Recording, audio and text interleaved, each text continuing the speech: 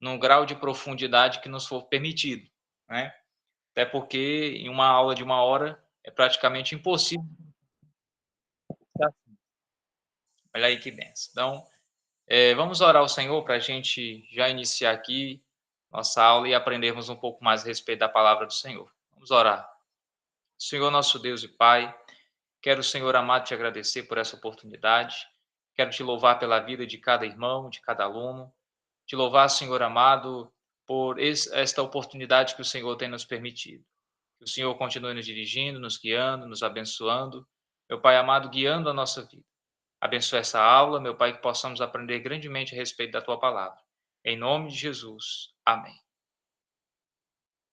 Bom, meus irmãos, nós ficamos aqui responsáveis por tratar a respeito desses 2 últimos livros do Pentateuco, que é Números e Deuteronômio.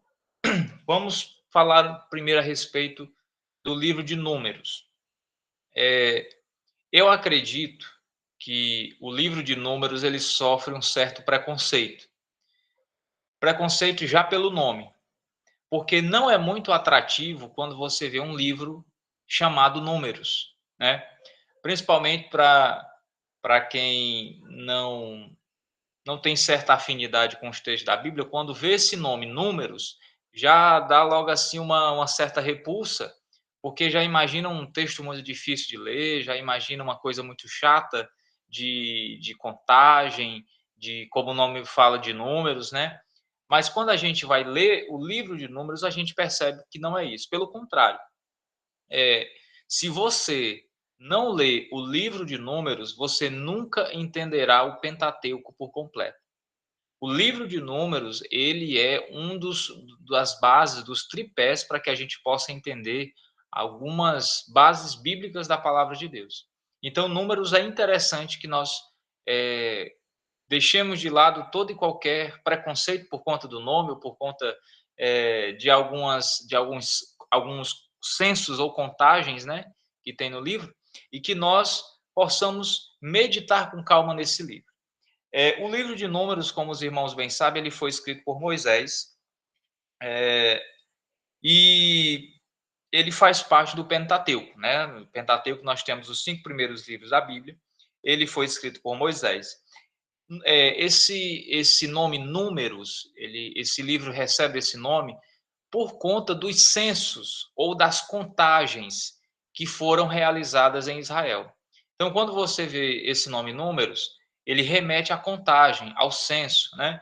Similar ao que está acontecendo nos dias de hoje, por exemplo, o IBGE está indo aí fazendo o censo, contando quantas pessoas tem nas casas, qual é a religião das pessoas, qual é a faixa etária, qual é a classe social. Então, elas vão fazendo essa contagem. E no livro de Números é exatamente isso que acontece. Israel realizando alguns censos, né, algumas contagens ali no meio do povo de Deus. O livro de Números tem como tema principal a fidelidade de Deus e a infidelidade do homem. Se a gente pudesse dar um tema ao livro de Números, se a gente pudesse, digamos assim, o nome do livro ser Números e a gente pudesse dar ali um subtema, seria a fidelidade de Deus e a infidelidade do homem. A gente percebe isso à medida que vai lendo o texto, como o homem vai sendo ingrato, vai sendo infiel, vai sendo covarde nas suas ações, mas Deus continua com as suas promessas, continua com seus princípios, continua com a sua bondade realizando para com o homem. E a gente percebe que, basicamente, o livro de Números ele tem 3 divisões. Quais são essas divisões?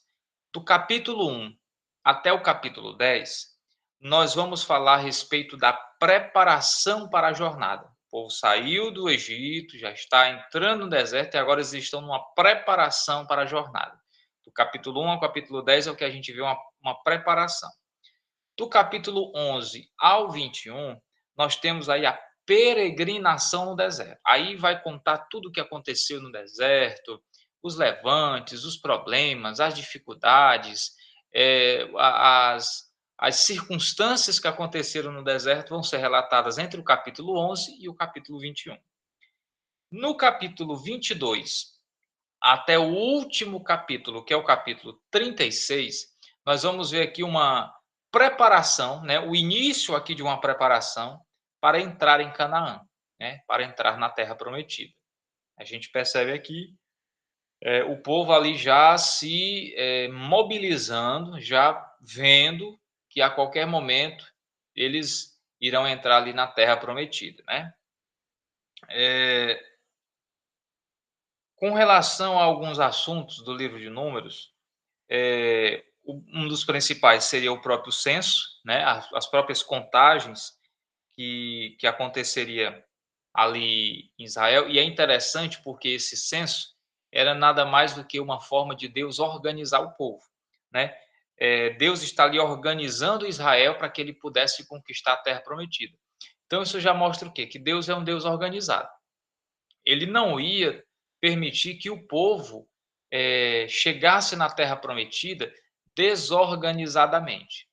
Deus primeiro organizou o povo, Deus primeiro distribuiu funções, Deus primeiro fez contagem ali com relação ao seu exército, aos homens que iriam à guerra, enfim, Deus organizou o povo para que assim eles pudessem entrar na terra prometida.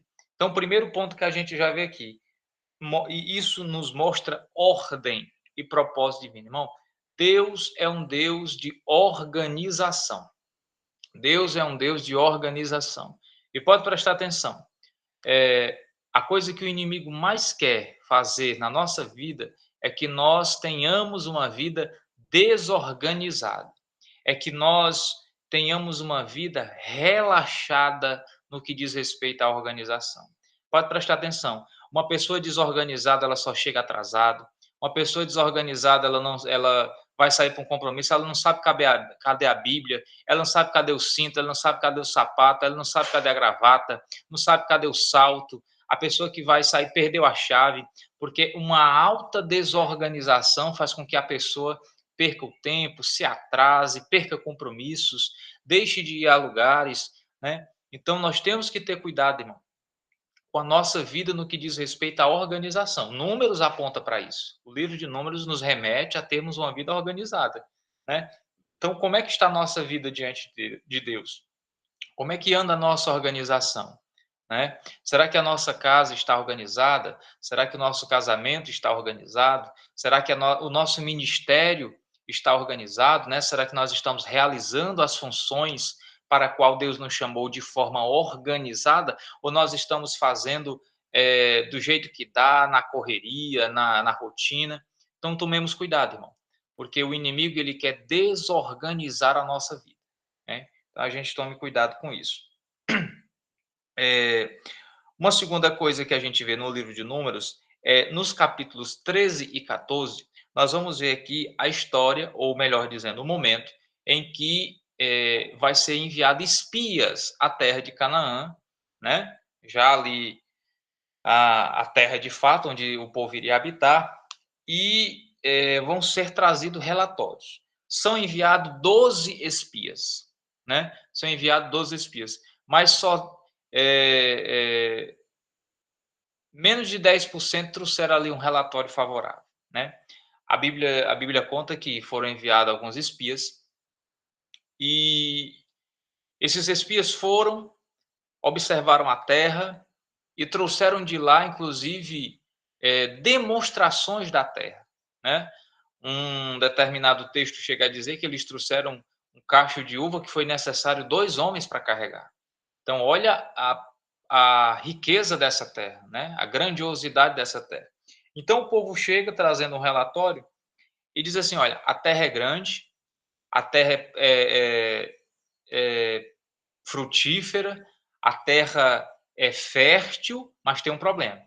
Nós não temos condições de morar ali, porque os homens que habitam ali são exércitos, são poderosos, tem guerreiros lá que parecem gafanhotos de tanta gente que então não dá para a gente ali não. Então, e o povo começa ali a esmorecer, a desanimar, até que 2 homens, dentre esses espias, Josué e Caleb, se posicionam e dizem: olha, não derreta o coração do povo. De fato, o que a gente viu lá são gigantes, são homens fortes, são valentes e tudo, mas Deus não prometeu? Deus não disse que a terra era nossa? Então, independente do que a gente encontrasse lá, a terra já é nossa. Independente do que a gente visse lá, a terra já é nossa. Deus nos já prometeu. Então, a grande questão é isso. Muitas vezes, irmãos, nós agimos como esses 10 espias. A gente tem a promessa, a gente tem do nosso lado a palavra de Deus que nos prometeu, que nos deu segurança, que nos deu a certeza, mas ainda assim nós não acreditamos. Nós temos, irmãos, que nos posicionar como Josué e Caleb, que ao invés de entrar na jogada de desanimar, entrar ali no caminho do desânimo, eles mantiveram firmes nas promessas que eles acreditavam que Deus tinha feito. Então, você pode prestar atenção. Numa igreja, sempre vai ter gente para desanimar e sempre vai ter gente para animar. Pode prestar atenção. Na igreja onde você congrega, sempre tem gente que anima, sempre tem gente que empolga, sempre tem gente que diz assim, não, tá difícil, tá doendo, mas nós vamos conseguir, nós vamos construir, nós vamos para frente, nós vamos vencer. E sempre tem gente dizendo assim, não, essa construção aí não vai dar certo, não. Não, esse departamento aí não vai dar certo, não. Essa farda aí, esse congresso aí, essa festa aí não vai dar certo, não. Então, sempre tem gente que está querendo derreter ali o coração do povo.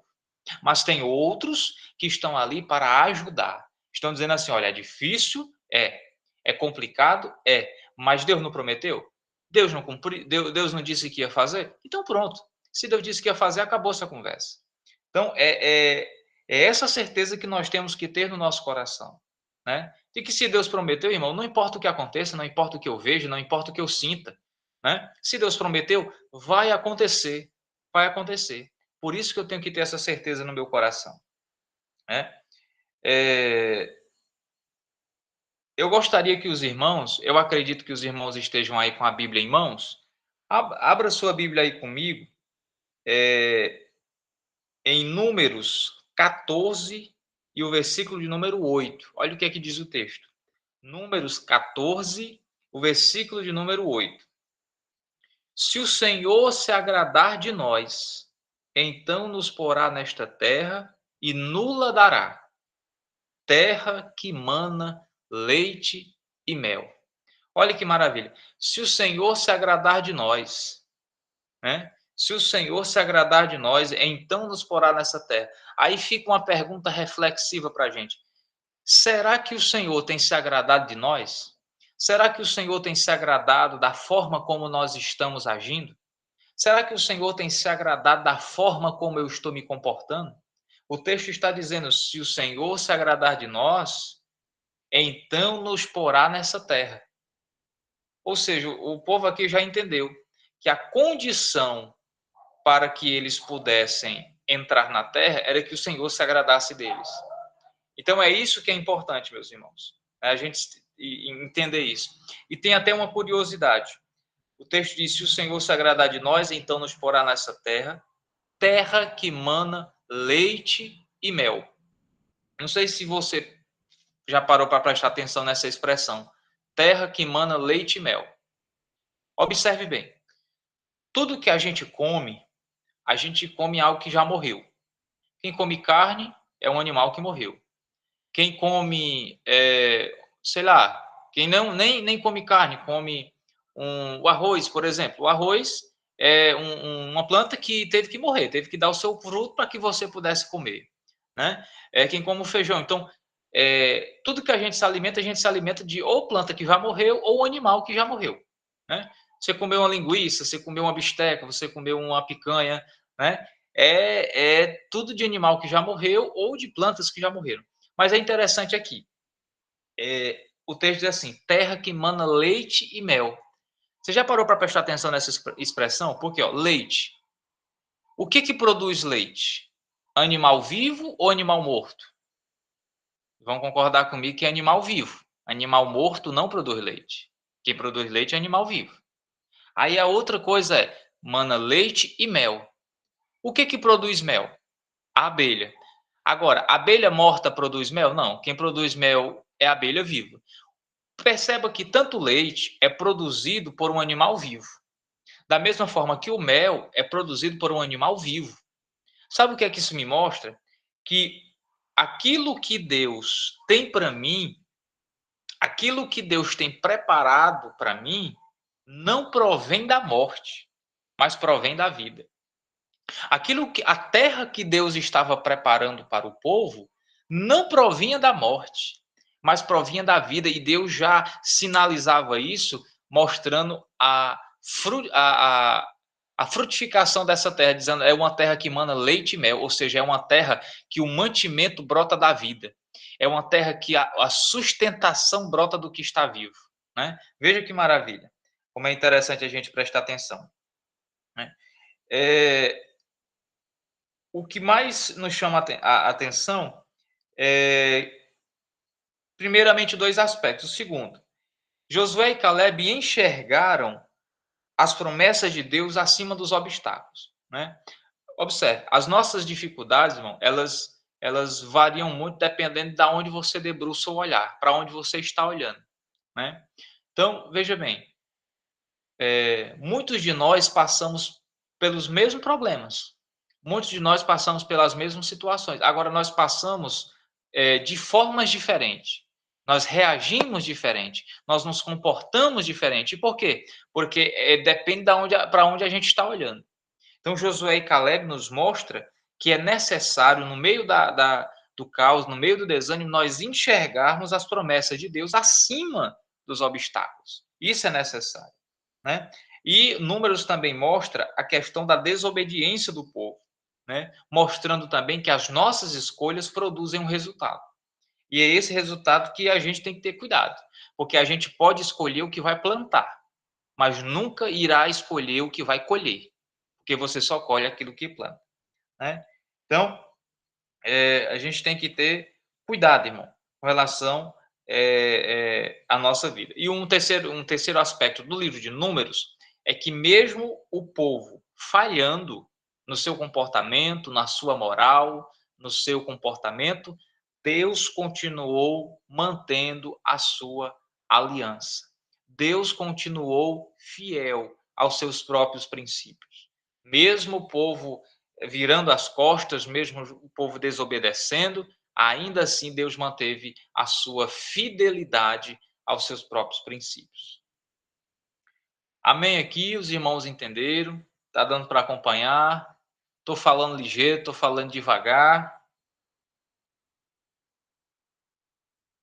Amém.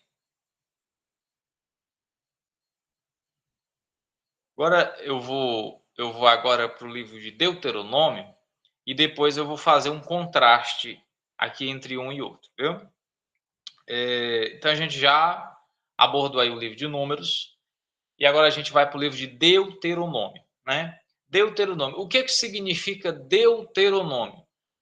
Esse nome Deuteronômio quer dizer segunda lei, né? Ou repetição da lei. Não necessariamente quando o termo segunda lei significa uma nova lei, mas uma repetição, né? Um lembrete, um recordar da lei.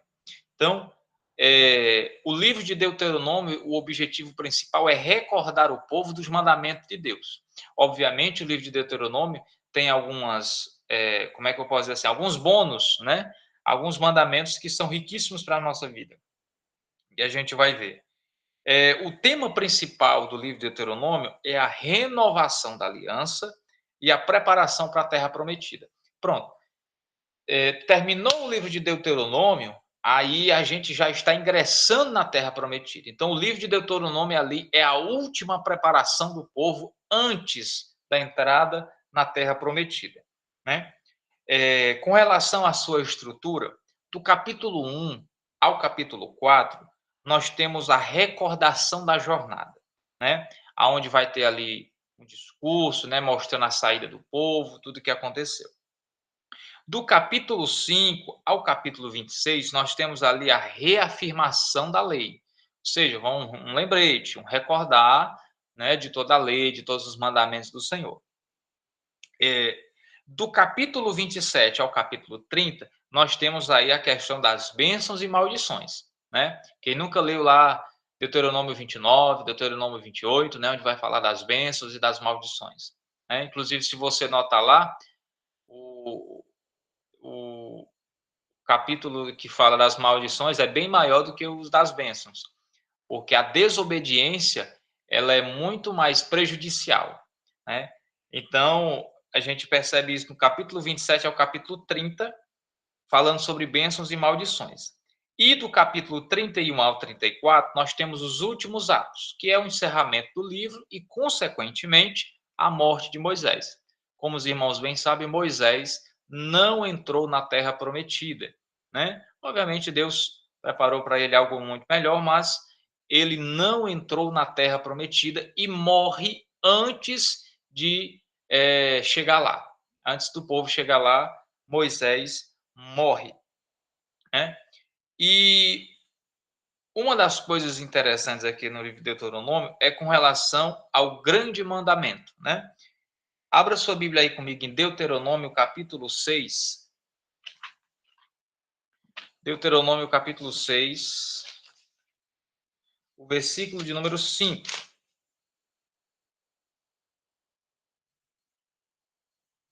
Que diz assim: Amarás, pois, o Senhor teu Deus de todo o teu coração, de toda a tua alma e de todo o teu poder.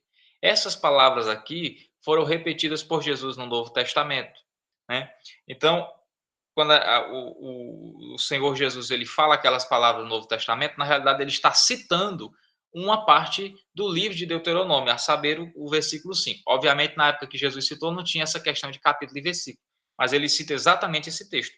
Amarás, pois, o Senhor teu Deus de todo o teu coração, de toda a tua alma e de todo o teu poder.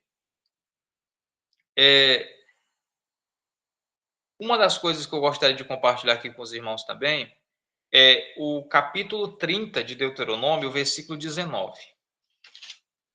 Capítulo 30 e o versículo 19.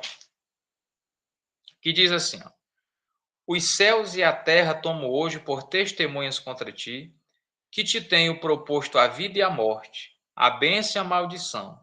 Escolhe, pois, a vida para que vivas tu e a tua semente. Então, olha que maravilha. O que Deus está dizendo aqui? Hoje eu coloco diante de ti a vida e a morte, a bênção e a maldição. Aí Deus ainda aconselha o povo: escolhe, pois, a vida, para que vivas tu e a tua semente. Então, o que Deus está dizendo para o povo? Olha, eu estou colocando aqui a escolha diante de você. Estou colocando aqui a vida, estou colocando a morte. Estou colocando aqui a bênção e estou colocando a maldição. Quem decide é você, né? Então, irmão, Deus está querendo aqui nos despertar para a nossa responsabilidade, né? Entenda, por mais que a gente peça a direção de Deus, por mais que a gente ore pedindo que o Senhor nos direcione nas nossas decisões, nós somos responsáveis pelas nossas decisões. E muitas vezes nós queremos que Deus decida por nós, que é para caso der errado, a gente culpar a Deus, né? Eu cito uma situação muito frequente, principalmente no meio dos jovens, né? Quando a pessoa está querendo namorar, aí ela vai fazer prova com Deus, aquela coisa toda, né? E ela quer que Deus responda qual é a pessoa para ela namorar consequentemente, casar. Aí a pessoa fica fazendo, orando e tal, porque quer que Deus mostre, responda, mande um sinal de alguma forma qual é a pessoa para ele namorar e casar. Isso não tem nenhum problema. O problema é que muitas vezes isso esconde uma má fé da nossa parte. Muitas vezes a pessoa quer que Deus decida qual é a pessoa, porque se der errado, a gente culpa a Deus, né? E a gente se torna isento da responsabilidade de decidir. Então, tomemos cuidado, irmão. Nós somos responsáveis pelas nossas decisões, né? Nós temos total responsabilidade sobre as nossas decisões. Deus coloca as oportunidades diante de nós, a bênção e a maldição, a vida e a morte. Quem decide é nós, né? Nós estamos com o poder de decisão. Deus deu a nós. Obviamente, nem tudo cabe a nós decidir, mas naquilo que cabe a nós, nós somos responsáveis. Nós temos responsabilidade disso, né? Um terceiro aspecto é a renovação da aliança, né? A nova geração precisava assumir compromisso pessoal com Deus. né? Então aqui a gente vê já uma preparação para a nova geração que havia se levantado. E também no livro de Deuteronômio, a gente já vê a preparação de Josué como substituto de Moisés. Então é isso que é interessante. Moisés, um líder nato, um homem que liderou milhões de pessoas, um homem que organizou com muita maestria aquele povo, e agora ele vai ser sucedido por um rapaz que o acompanhara durante toda a jornada, mas que agora era um homem formado, né, já tinha experiência, era um soldado de guerra, e um homem que entendia de administração porque andou com Moisés.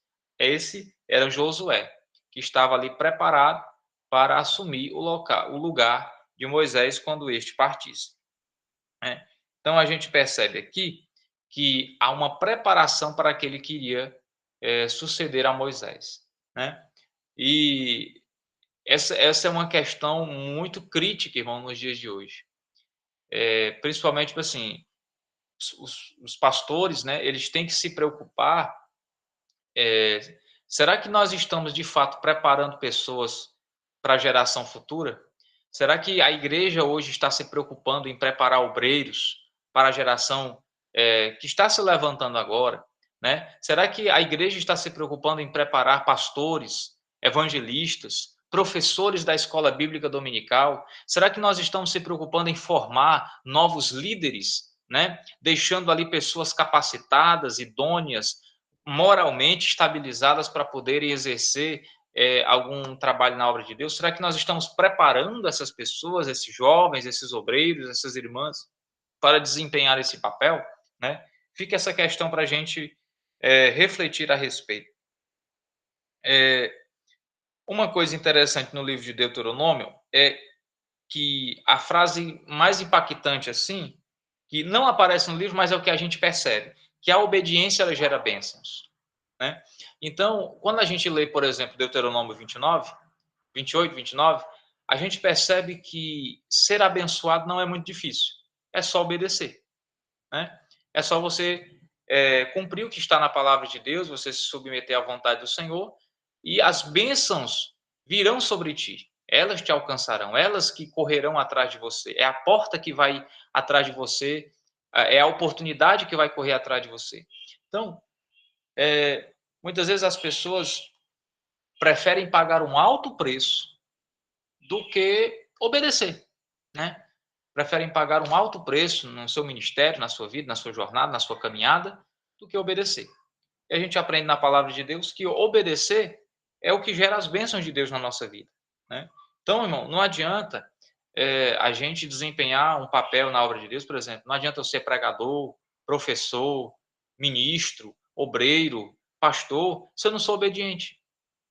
Não adianta eu cantar bonito, eu pregar bonito, eu ensinar bonito, se eu não sou obediente, né? Eu estou engolindo camelos e me engasgando com mosquitos, né? Foi o que Jesus falou. Então a gente tem que tomar cuidado com isso. A obediência é o melhor caminho. É o melhor caminho. É o chamado de Deus para todo crente. Às vezes a pessoa diz assim: qual é o meu chamado? Né? Para que Deus me chamou? Pronto, eu já lhe respondo. Deus lhe chamou para você obedecê-lo. Se você fizer isso, você já cumpriu o seu chamado muito mais do que quem canta, quem prega, quem ensina ou quem desempenha qualquer outro papel na obra de Deus. Se você de fato obedecer ao Senhor, você está desempenhando o seu chamado, né? A questão também, irmão, Deuteronômio nos remete à questão de transmitir aos outros, né, a responsabilidade, aliás, os ensinamentos, né? A gente tem que ser responsável por transmitir aos outros os ensinamentos que o Senhor nos dá, né? Uma curiosidade é porque nos últimos capítulos, aliás, no último capítulo de Deuteronômio, relata a morte de Moisés. Agora eu lhe pergunto, se foi Moisés que escreveu o Deuteronômio, como é que ele mesmo registrou sua própria morte no capítulo 34? Quem é que arrisca aí responder? Se foi Moisés que escreveu o Deuteronômio, como é que ele mesmo escreveu a sua própria morte no capítulo 34? Vou deixar os irmãos aí pensarem enquanto eu bebo aqui uma água.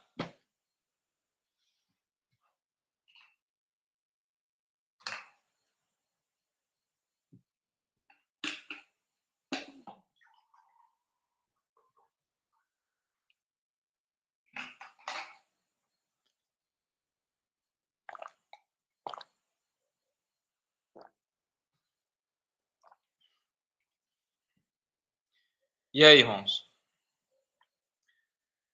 Se foi Moisés que escreveu o livro de Deuteronômio, como é que ele registrou a própria morte no último capítulo?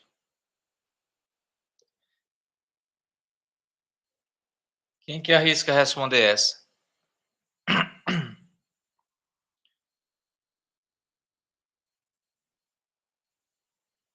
Os irmãos estão aí comigo? Me dá um sinal. Amém.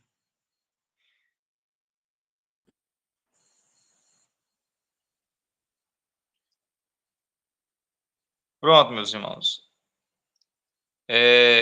Se foi Moisés que escreveu o Deuteronômio, como é que ele registrou a própria morte no próprio livro que ele escreveu? A questão é simples. Moisés, de fato, começou a escrever o livro de Deuteronômio e alguém terminou, né?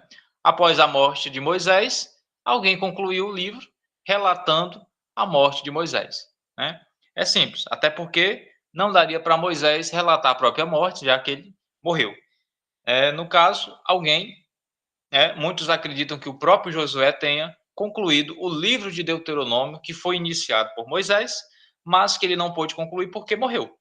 E justamente o livro de Deuteronômio termina falando da morte de Moisés. Então, alguém terminou esse livro, né? Não foi Moisés que concluiu o livro de Deuteronômio. Ele pode ter iniciado, mas o livro de Deuteronômio foi encerrado por outra pessoa, já que Moisés morre no capítulo 34.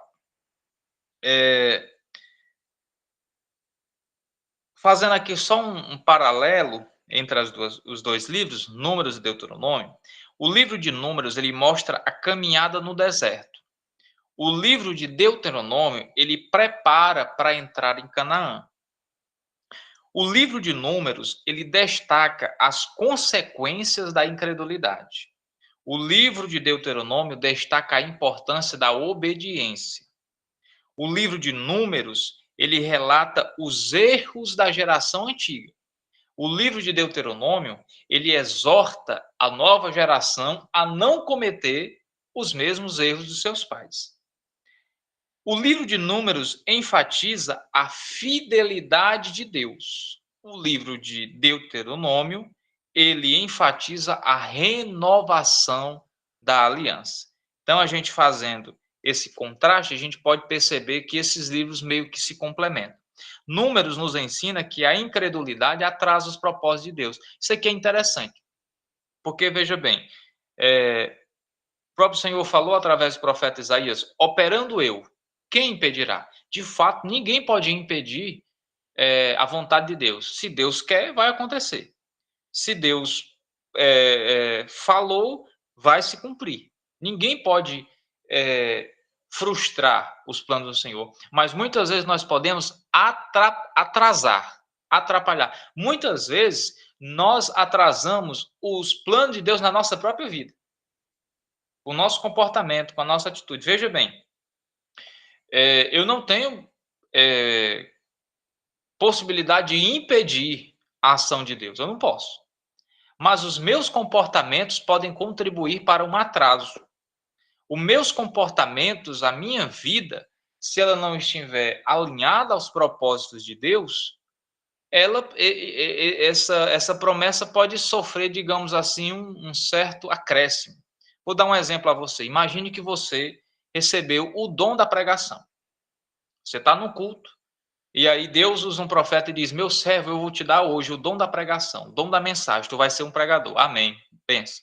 Só que veja bem, se você não estudar a Bíblia, não fizer um curso teológico, não ler um livro, não faz uma anotação, não pisa na escola bíblica, não vai em curso de doutrina, você está atrasando a promessa. Porque não é porque Deus fez uma promessa que você seria um pregador que você deitado numa rede vai conseguir ser. Você tem que estudar, você tem que se capacitar, tem que fazer curso teológico, tem que ler livro, tem que fazer anotação, tem que pisar na escola bíblica, tem que aparecer nos cursos de doutrina, tem que ouvir outros pregadores, tem que pregar, né, em determinados cultos. Você tem que estar envolvido com isso, porque senão não vai acontecer, né? Deus me deu, falou que Deus usou um servo e disse que eu vou ter o dom de cantar. Deus vai me levar por todo mundo aí para cantar. Mas não ensaia, não aparece no ensaio da igreja, não bota um hino no celular, não baixa um playback, né? Não ensaia de jeito nenhum. Então, meu irmão, não vai acontecer, né? Pode ser que aconteça, mas vai demorar mais. Então, quando a gente se alinha às promessas de Deus, as coisas fluem mais rápido. E às vezes você pode estar pensando aí que as promessas de Deus estão demorando na sua vida. Será que as promessas que estão demorando ou é você que não está no trilho correto? Será que é as promessas que estão tardando ou é você que não está no centro da vontade de Deus? Né? Porque a gente tem que ter esse cuidado. Será que eu tenho uma promessa? Amém.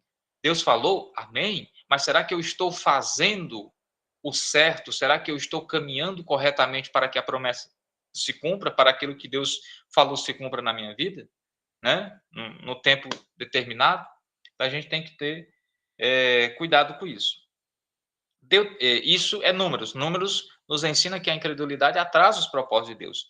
E Deuteronômio nos ensina que a obediência abre caminho para viver as promessas de Deus. Então, irmão, a obediência te levará a caminhos que a desobediência nunca te levará. Então, obedeça, né? É o caminho mais fácil, é o caminho mais rápido, né? Obedeça, obedeça. E um texto que eu gosto muito, eu gostaria de ler aqui com os irmãos, Deuteronômio 29, 29. Deuteronômio 29, 29 diz assim: as coisas encobertas são para o Senhor nosso Deus, porém as reveladas são para nós e para nossos filhos, para sempre, para cumprirmos todas as palavras desta lei. Olha que texto bonito. As coisas encobertas são para Deus, e as reveladas são para nós e para nossos filhos, para que cumpríssemos todas as palavras desta lei. Então, olha que maravilha, irmão. Tudo que nós sabemos a respeito de Deus foi porque ele se permitiu se revelar. Isso é interessante, porque, principalmente nós que somos pregadores, temos que ter o cuidado de não colocar uma vírgula onde a Bíblia colocou um ponto. A gente, como quando está pregando, a gente pode fazer algumas inferências, suposições, mas com muito cuidado, sempre respeitando o que o texto está dizendo, né? E o que Deus revelou, ele revelou. E o que não revelou, não cabe a nós, né? Igual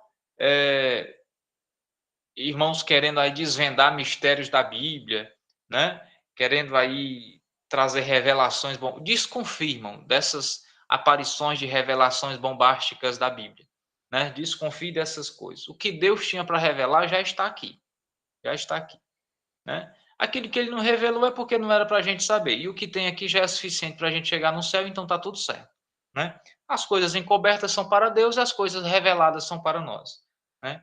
Então, esse é um panorama entre o livro de Números e o livro de Deuteronômio, né?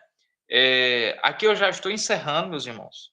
Eu fui bem breve, bem sucinto aqui, para que os irmãos pudessem entender. Não dá para a gente esgotar todo o assunto, tratar capítulo por capítulo, mas eu quis trazer aqui o panorama para os irmãos entenderem um pouco de cada livro, né? E eu acredito que os irmãos tenham aí entendido aí um pouco mais ou menos aí do que eu quis trazer aqui. Algum irmão tem alguma dúvida, alguma pergunta, algum comentário a fazer, alguma sugestão? Fique à vontade.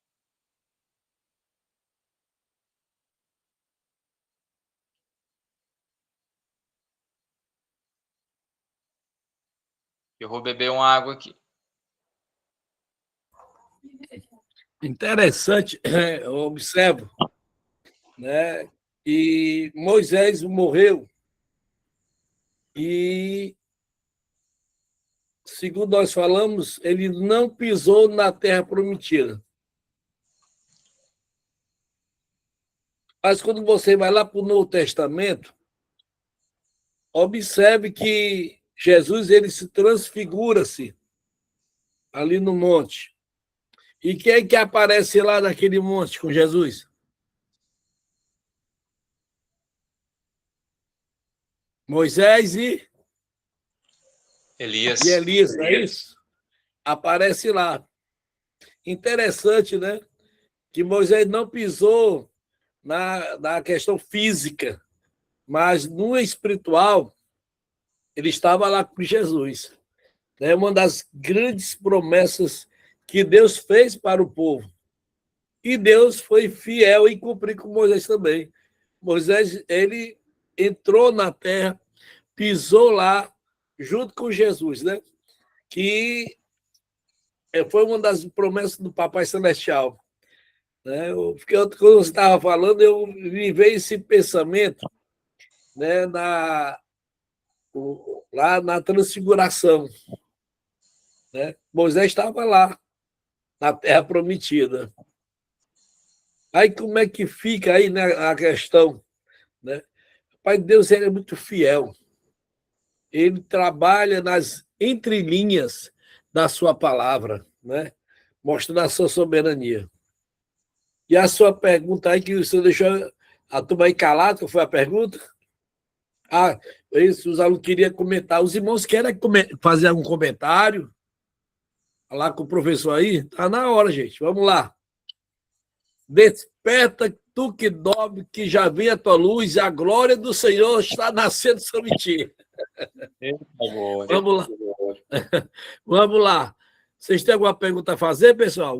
Tem o Vinícius aí, o nosso pastor Pedro Júnior, tá aí, né? Um dos alunos, né, que começou aqui em Sobral. Eu estou muito feliz, né, no retorno dele, e ele colocou no coração de terminar o curso.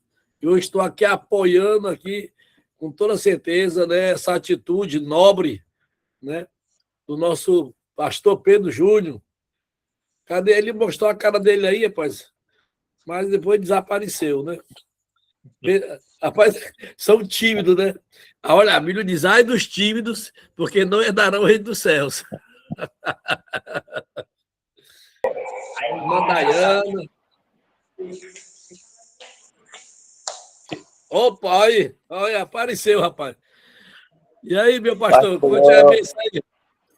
Pai do Senhor, é um prazer retornando no seio novamente. Oh, maravilha. Para mim é uma alegria, rapaz, ter a sua pessoa aí, né? Eu fico até feliz, né, que, graças a Deus, nós estamos aí para mostrar que realmente o Ceifa, né, veio para fazer a diferença aqui no Ceará. Não é só em Sobral, né? É como eu disse, né, pastor Pedro, que o Ceifa, quando eu fui lá no início, quando eu comecei a coordenar o Ceifa, que realmente nós passamos por muitos baixos, né? Principalmente em Sobral. E devido a essa questão, perdeu muita credibilidade. Então, nós tivemos que reconquistar essa credibilidade, essa fidelidade que o Ceifa tem. Eu digo isso que eu já tenho muitas turmas que se formaram, até a própria turma de Frecheirinha, né? Já está na segunda turma, já vai passar para a terceira turma já. Então, tudo isso aí é uma credibilidade que eu falei com Deus. E eu quero que o conhecimento bíblico é essencial, né, para o crescimento da obra de Deus. Pode falar, meu Pedro. Verdade, meu pastor. Viu? E graças a Deus, né, hoje chegou a casa dos quais 100 alunos que já terminaram o curso sempre e hoje estão com seus certificados. Eu quero abrir credibilidade, esse espaço continue, né, por longos e longos tempos. E eu quero aqui agradecer a sua pessoa por depositar essa confiança. Se Deus permitiu que Deus quer, essa palavra, se Deus quer, não, Deus quer. Deus quer, né? Verdade. Esse termo "se" aí é como se provocasse dúvida, né? Mas Deus quer. Deus, ele quer. Ele quer a nossa vitória, ele quer que você se esforce, ele quer que você busque, ele quer que você cresça, ele quer que você apareça, ele quer que o nome dele seja glorificado na vida de qualquer um de nós, né? Como na vida do nosso evangelho de Samuel, né?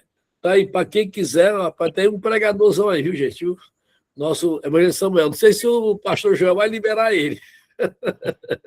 Mas está aí. Pastor, aproveitando, eu posso falar do... Aproveita, mas fala aí desse. Rapaz, eu gostei desse teu trabalho. Só a questão, eu vi maravilhoso, viu? Principalmente as temáticas. Glória a Deus. Meus irmãos, o pastor Diogo eu já tinha compartilhado com ele isso. Recentemente, eu organizei aqui um curso preparatório para professores da Escola Bíblica Dominical. Eu sou coordenador aqui do Campo Frecheirinha, coordenador da Escola Bíblica. Eu já atuo na Escola Bíblica há mais de 10 anos. Então, são 10 anos atuando como professor da Escola Bíblica. Hoje eu estou... já me formei aí, já fiz o básico aqui de teologia pelo Ceifa. Já estou concluindo o médio e o bacharel ao mesmo tempo, né? Então, eu estou investindo aí no conhecimento teológico e eu fiz esse curso aqui em Frecheirinha. Foi uma benção, conseguimos formar mais de 39 irmãos, né? Aproximadamente 39 irmãos foram certificados como professores da Escola Bíblica Dominical, tanto irmãos que não eram professores, mas queriam tornar, quanto professores que já atuavam, mas queriam ali fazer uma reciclagem, né?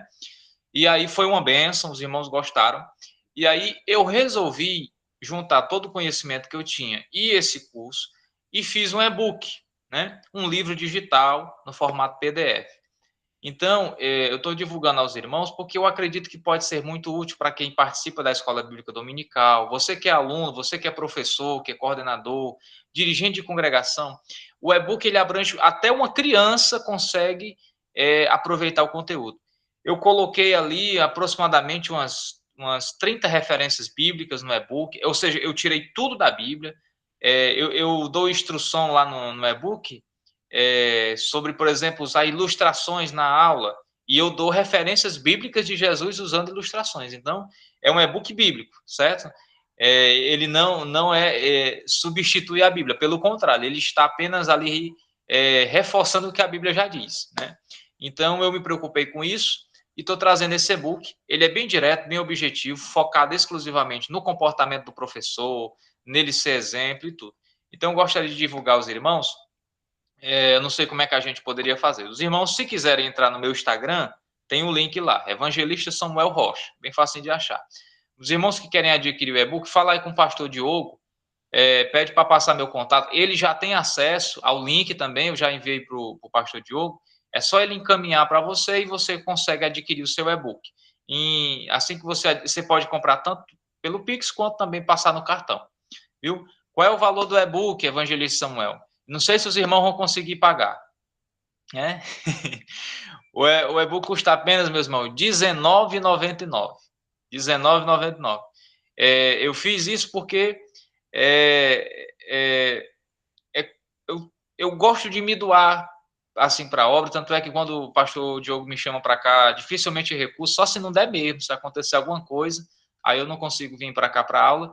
Então, eu estou lançando esse e-book, R$19,99. Eu acredito que vai abençoar muito a vida dos irmãos.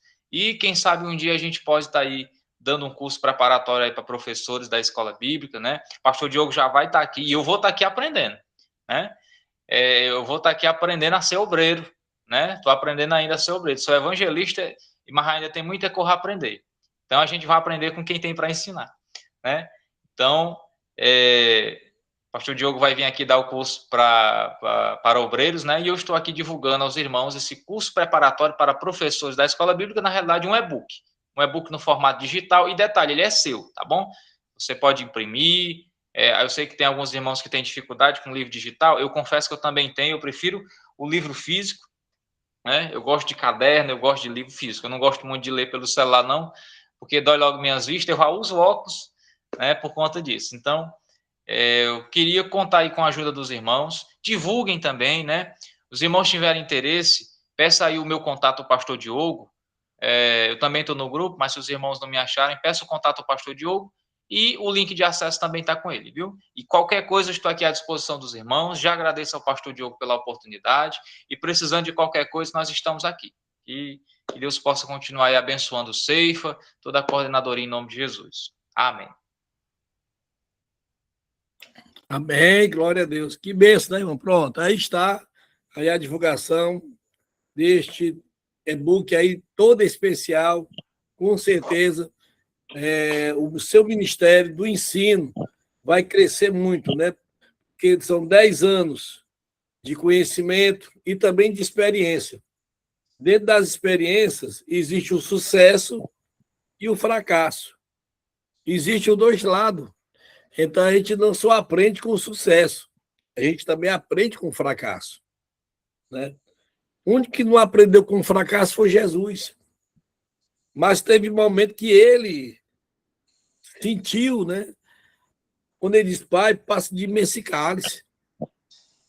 Então, tudo isso da nossa vida também nós passamos também. Então, essas experiências somadas e saem pérolas, como essa do e-book, do nosso irmão Samuel, como também essa questão também do CPO, que eu até falei até para o Evangelho Samuel, até falei para o pastor Joel, foi uma surpresa para mim, porque realmente eu preparei uma apostila dentro de uma realidade que estava acontecendo no campo, né? Onde o Espírito Santo me deu essa inspiração e eu comecei a construir, né? A minha experiência junto com a experiência que Deus assim me concedeu para formar esse trabalho. E vai ser o primeiro campo que nós iremos fazer, vai ser em Frecheirinha. O segundo campo vai ser em Sobral, que é um treinamento para obreiros. É um curso de treinamento. Então, tudo isso aí, né, são coisas que a gente vai, no decorrer do tempo, dos dias, a gente vai aprendendo com Deus e aplicando no nosso dia a dia. E, com certeza, nós vamos ver o que é que Deus vai fazer através do nosso primeiro treinamento para obreiros e obreiras, lá em Frecheirinha. Depois, vamos estar aqui em Sobral, depois vamos para outra, vamos para São Benedito, depois nós estamos indo para Santa Terezinha, né? Depois nós estamos indo lá para Nova Russas. Então, tudo isso aí são coisas que Deus, né, está nos permitindo. Amém? Que Deus possa abençoar nosso pastor Joel, primeiramente, grande homem de Deus. Muito obrigado também ao nosso evangelista Samuel, que concedeu esse momento tão maravilhoso conosco, onde nós aprendemos muitas coisas boas. Agora, não adianta só aprender. Temos que praticar o que aprendemos, para que a nossa vida seja edificada na rocha. Né? Então, que Deus abençoe a você, evangelista Samuel, a todos os nossos alunos, e que cada um de vocês tenha uma noite abençoada, vitoriosa, guardada e protegida por Deus, e que Deus continue abençoando o Ceifa, a Filomena, o nosso pastor Pedro Basílio, também, que é uma bênção de Deus, o professor sempre está disponível, nosso diretor, um catedrático, um missionário, principalmente missionário, é uma bênção de Deus. Então, que Deus abençoe a todos, fique com Deus, que Deus abençoe, até no outro mês, que segunda-feira que vem, vamos estar na pausa, nós vamos elaboração nos próximos módulos. Amém? Que Deus abençoe, a paz do Senhor, fique com Deus.